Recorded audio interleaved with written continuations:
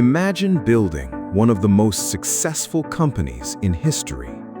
A company so powerful that almost everyone on Earth knows its name.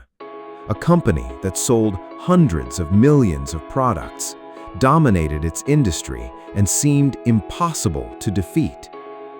That company was Nokia. In the early 2000s, Nokia wasn't just another phone manufacturer, it was the mobile phone industry. Nearly everywhere you looked, people carried a Nokia phone. Students, businessmen, parents, even world leaders. Nokia was trusted because its phones were simple, durable, affordable, and incredibly reliable. For years, it looked like nothing could stop the Finnish giant. But then, everything changed. A single product changed the entire industry. Nokia saw it, Nokia understood it, but Nokia didn't react fast enough. Within only a few years, the world's largest phone company lost its crown. Its market share collapsed. Billions of dollars disappeared. Thousands of employees lost their jobs. And one of the world's most valuable brands became a warning for every business. So, what really happened? How did Nokia go from market leader to market follower? And what can every entrepreneur learn from one of the biggest business failures in modern history? Let's find out. Before Nokia became the world's biggest phone company, it wasn't making phones at all. The story began in 1865 in Finland. At that time, engineer Fredrik Idestam founded a small paper mill on the banks of the Nokian Virta River. The company was named after the nearby town, Nokia. For decades, the company had nothing to do with mobile phones. Instead, it produced paper, rubber products, power cables, and industrial equipment. Few people could have imagined that this small Finnish company would one day change the way the world communicates. During the 1960s and 1970s, technology was evolving rapidly. Nokia saw an opportunity. Instead of staying in traditional industries, the company invested heavily in electronics and telecommunications. It was a risky decision, but it would become one of the most important turning points in the company's history. By the 1980s, Nokia was already developing mobile communication technology. While many companies were still focused on landline telephones, Nokia believed the future was wireless. And that belief changed everything. By the early 1990s, Nokia made one of the boldest decisions in its history. Instead of trying to do everything, the company decided to focus on just one business: mobile phones. It was a risky move, but it turned out to be the right one.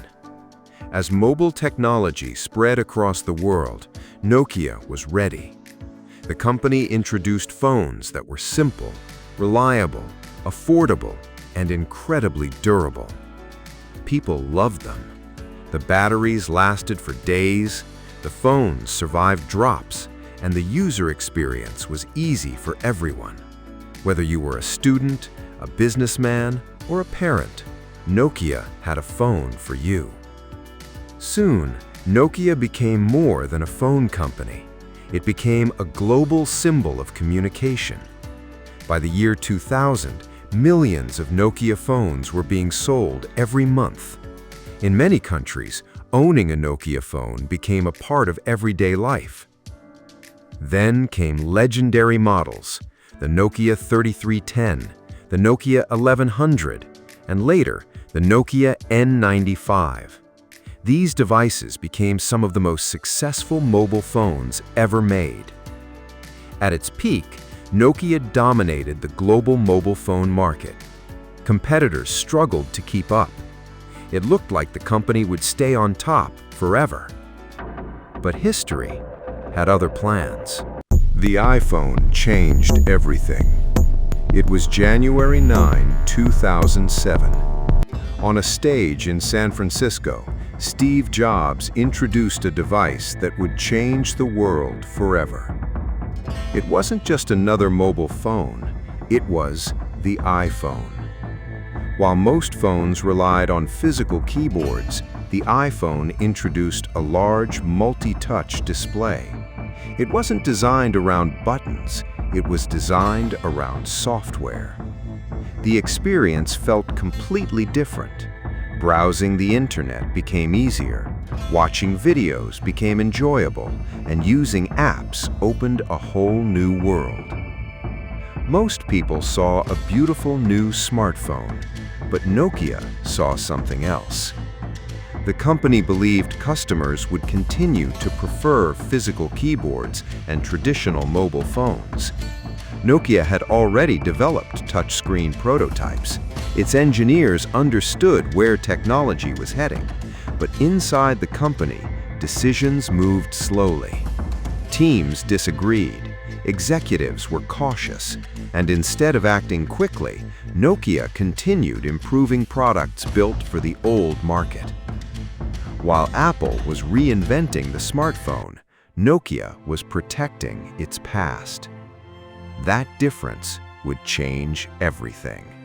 Nokia's biggest mistakes wasn't a lack of technology, it was a lack of speed. The company had talented engineers. It had world-class resources. It even had touchscreen prototypes years before many competitors. But great ideas mean very little if they never reach customers. Inside Nokia, different departments often disagreed on what the future should look like. Decisions that should have taken weeks sometimes took months.